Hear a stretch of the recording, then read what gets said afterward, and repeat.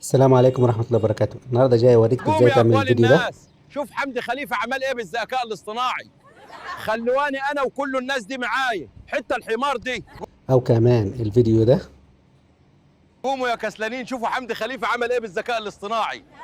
اه، عملني انا وكل الناس دي معايا وحتى الحمار الحلو ده. وكمان تقدر تعمل فيديوهات تسويق زي ده. هل تعلم أن منصة تاجر وبس تقدم أفضل طريقة لاستثمار رأس مالك في قطاع تقسيط الأجهزة الإلكترونية بعائد يمكن أن يصل إلى 35%؟ او زي ده كمان. منصة تاجر وبس هي أول منصة استثمارية إلكترونية بتقدم لك فرص استثمار حقيقية بعائد عالي ومتوافقة مع الشريعة الإسلامية. بس قبل ما نبتدي، او كمان زي ده فيديو حيوانات.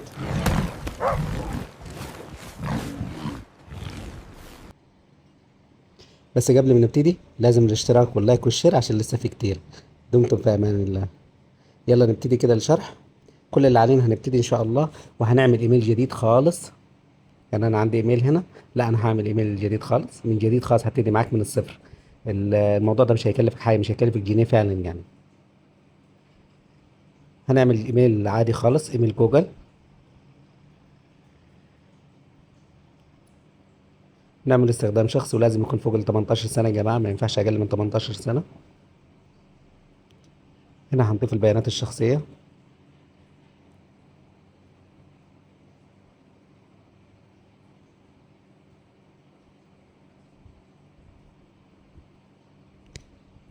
تاريخ الميلاد والجنس.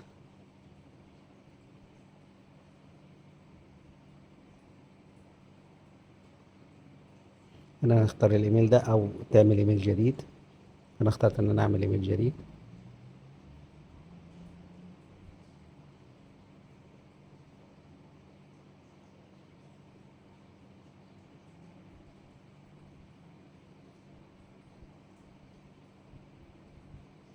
خلاص انا كده عملت الايميل.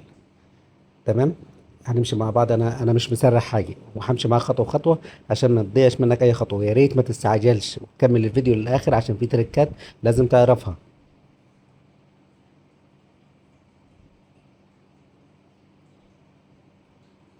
كده خلاص احنا ضفنا حساب جوجل اللي احنا عملناه دلوقتي على طول، بس زي ما قلنا اهم حاجه يكون فوق ال 18.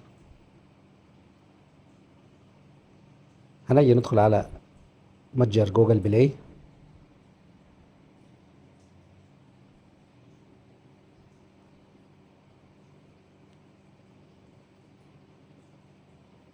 انا غيرت للايميل اللي احنا عملناه الجديد،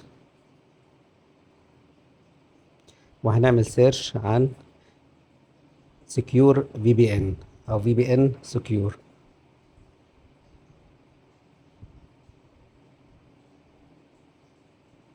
اللي هو ده يا جماعه اهو. بس انا عامل له سيت اب قبل كده عندي على الموبايل، فانت ايه هتعمل له سيت اب. ده برنامج هيغير لنا الفي بي ان، لان احنا هنعمل هنا من خلال ايه، مش الولايات المتحده، لا هنعمله من خلال المملكه المتحده اللي بريطانيا يعني. هنفتح عادي وعلى خالص. فكرة البرنامج دوت مش طبعا بيجبرك على لازم، هو الدفع، عشان انت بس. برنامج مجاني فلازم بيعمل اعلانات. هنا نفتح نختار المملكه المتحده، مش الولايات المتحده، المملكه المتحده.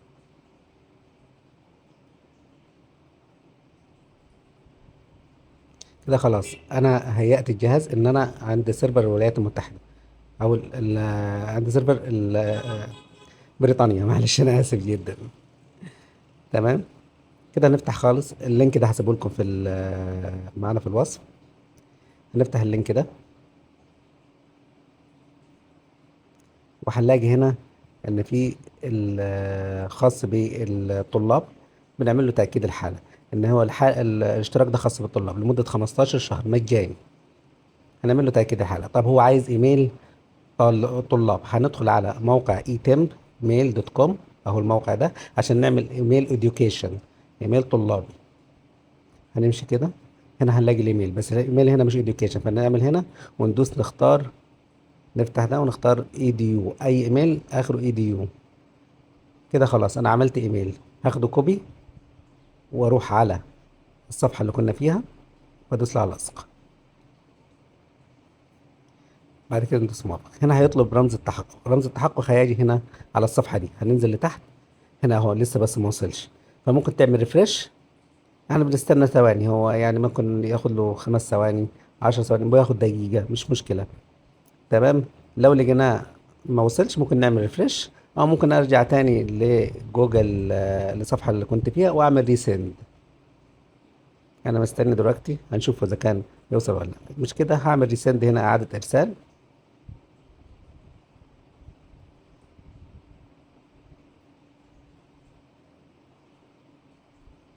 يا ريت يا جماعة نتابع الخطوات خطوة بخطوة، انا مش مسرع ولا عامل كات، انا ماشي خطوات خطوات، بس ممكن عملت كت حاجة بسيطة كده يعني، الحاجة اللي هي ملهاش لازمة.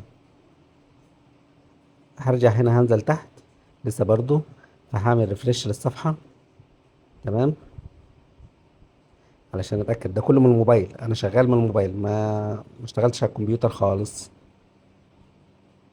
عملت ريفرش للصفحة اهو، وصلوا رسالتين، الرسالة الاولانية والتانية اللي عملت رسالة. هاخد احدث واحدة اللي هي فوق.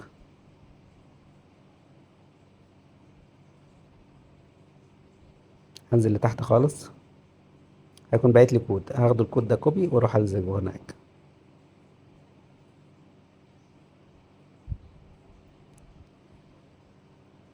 كده انا لصقت الكود.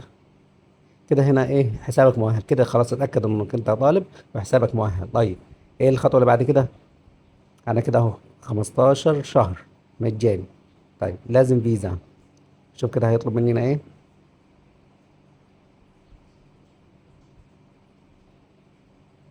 هنا هنضيف بطاقه، كلمه اضافه بطاقه، وحط اي بطاقه كارت فيزا عندك.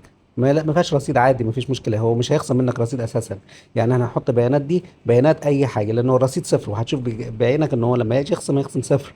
لا هو الرصيد كله صفر، بس هو بياخد بيانات البطاقه عشان يطمن انك انت هتدفع السنه اللي جايه. يعني هو بص كده هتلاقي ايه، ان فتره تجريبيه لمده 15 شهر، بعد كده هيخصم 18 جنيه و9 18 دولار و99 سنت. فاحنا هنحط البيانات، انا طبعا عملت كت للبيانات ورحت هنحط البيانات دلوقتي وندوس اوكي. كده خلاص احنا كده فعلا عملنا ساين ان. بس هيدينا اخر خطوه، هيبعت لك رمز الاو تي بي. الاو تي بي ده رمز التاكد بتاع الخاص بالفيزا. فمجرد ما توصل تدخل البيانات هيطلب هنا، هيقول لك اثبات هويه، اللي هيوصل الاو تي بي هيدوس له التالي، وهنا هيدخل ايه وتدوس له التالي برضه.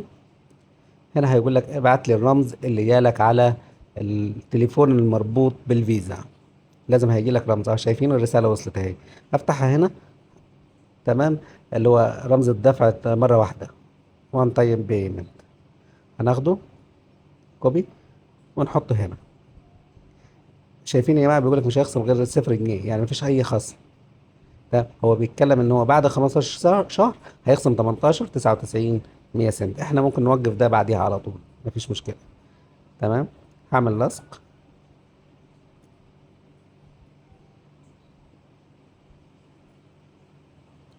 او مش جايب اللصق فهضطر اكتبه يدوي.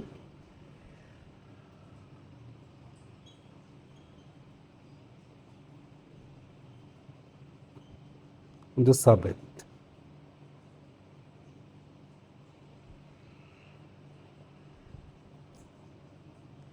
كده لغاية ما نشوف كده جبل الفيزا.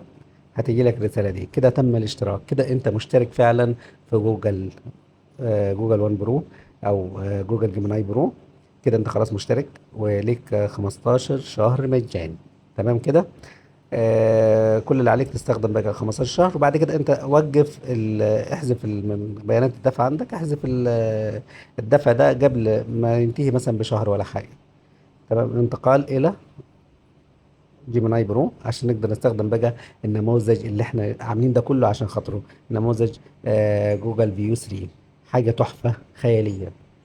تمام. هندوس بعد كده تحدث مع جيميناي، ندوس له شكرا، او نمشي او استخدم جيميناي، استخدم جيميناي.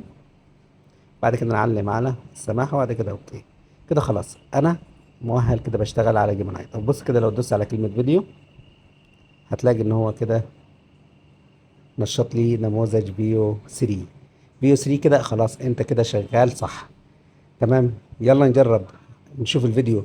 واحد من الفيديوهات اللي عملناها في الاول، او اللي وريتها لكم في الاول عملناها هنا اثناء الشرح هنعمله دلوقتي.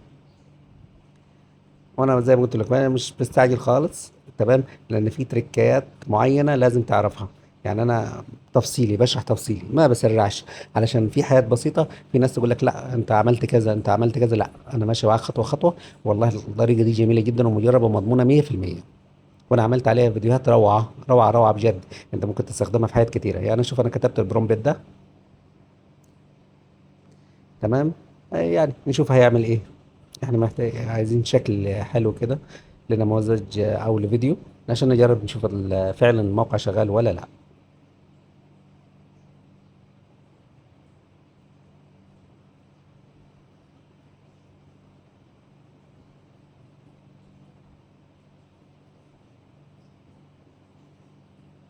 انا مش حابب اسرع يا جماعه، حابب ماشي بالراحه خالص وبخطأ وبعمل معاكم مفيش مشاكل خالص، علشان خاطر الفيديو يوصل بالتفصيل، تمام. لو حابين ان احنا نسرع في الفيديوهات اللي بعد كده عادي مفيش مشكله. يعني انتوا بيقولوا لي مثلا حياتي ملهاش لازمه نسرحها، بس انا كنت حابب ان انا امشي خطوات تفصيليه علشان خاطر كل واحد يعرف الخطوات اللي مشيناها بالظبط. يعني حتى في البرومبت هنا ما سرعتش عشان خاطر تاخد الفيديو ده، بتشوف البرومبت بتاعه وتعمل انت افكار من دماغك. خلاص انت كده بتقدر تظبط زي ما انت عايز. انت تخيل فيديو باي طريقه باي شكل، حتى الاصوات بينزلها. يعني جوجل في 3 ده تحفه فنيه. يعني زمان كان كل نماذج توليد الفيديوهات بدون صوت، لا ده دلوقتي جوجل في 3 يعمل لك نموذج ويولد لك الصوت. حاجه تحفه جدا جدا جدا بامانه، خرافه. بس هو في عيب صغير، تمام، انه المده بتاعته 8 ثواني لكل فيديو، تمام. المده بتاعته 8 ثواني. طبعا خيارك مش هتبقى مفتوحه معاك، انت ليك ليميتد برضه، تمام. فدايما راعي انك انت لما تيجي تفتح جوجل 1 او جوجل جيميناي تكون مشغل الفي بي ان سكيور اللي احنا عاملينها ورابط على بريطانيا، يونايتد كينجدم، تمام، علشان خاطر تقدر تشتغل على فيو 3. لانك انت لو عملت كده هتلاقي نفسك تشتغل تلقائي على فيو 2 بدون صوت وبدون مؤثرات صوتيه.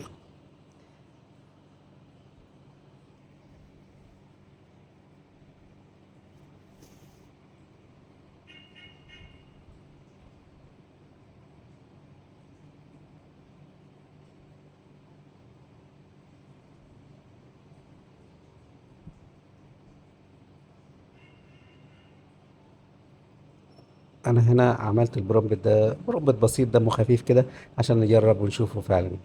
هنا بيقول لي لحظة من فضلك وبياخد وقته في تحميل الفيديو. هو بيقول من 3 ل5 دقايق، بس هو اسرع من كده يا جماعة. وخلي بالكم يعني لو لقيته الجهاز علق معاك ممكن تعمل ريفريش. يعني لو مثلا لقيته اتطول عن 5 دقايق او 10 دقايق، تروح ممكن تعمل ريفريش كده هتلاقي الفيديو بتاعك اتعمل وجاهز يعني. بس هو ممكن يكون تعليقه او حاجه زي كده ما حدثتش ان هو يظهر لك الفيديو. فكل ما تعمل ريفريش خلاص كده. انا كله على فكره شغال على الموبايل، ما جربتش تحت الكمبيوتر او اي حاجه، يعني كله شغال على الموبايل.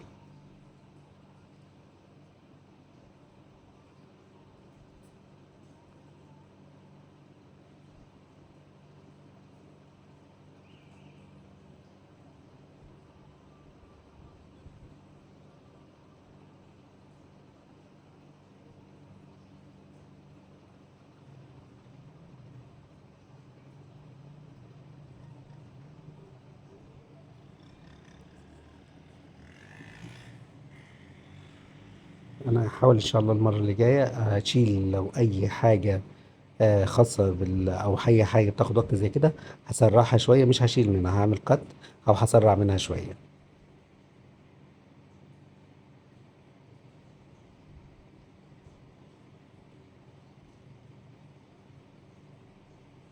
بس استنوا معانا لاخر الفيديو علشان هقول لكم على تركايه حلوه جدا هتفيدك جدا في الاوامر او البرومبت اللي بتديها لجوجل جيميناي فيو.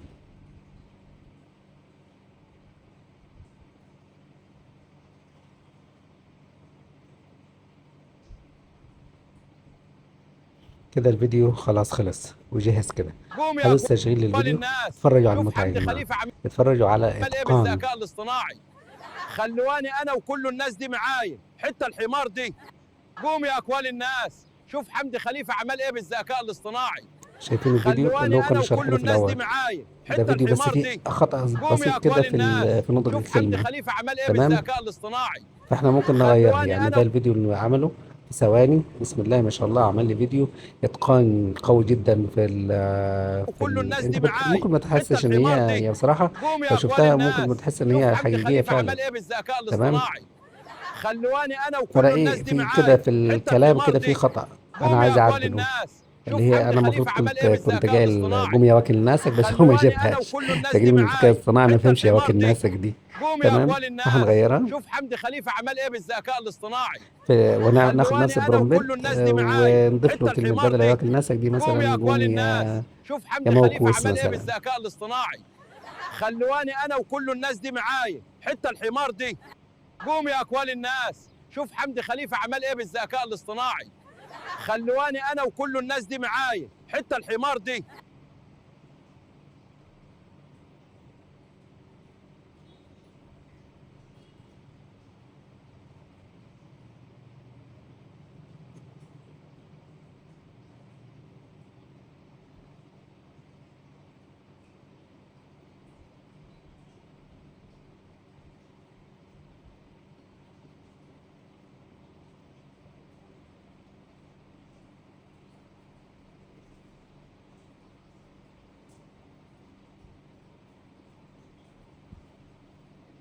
خدنا نفس البرومبت بس بالظبط، بس ايه هنشيل كلمة يا واكل ناسك دي ونحط يا موكوس.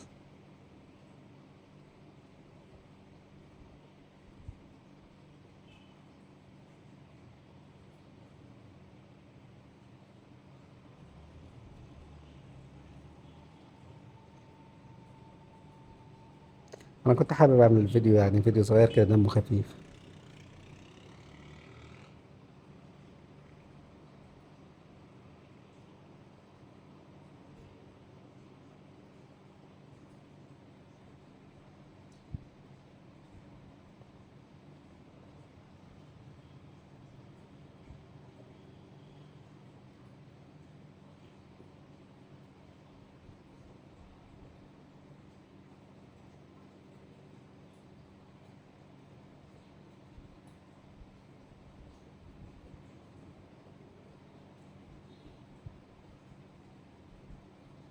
خليتها يا موكوس منك ليه.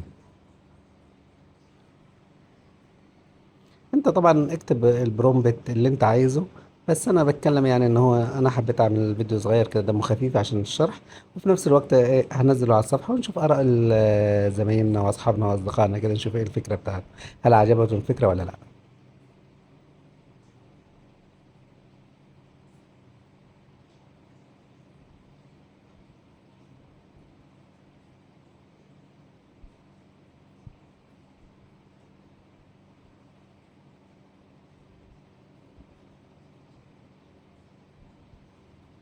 وديت له اوكي كده، برضه هيحمل الفيديو.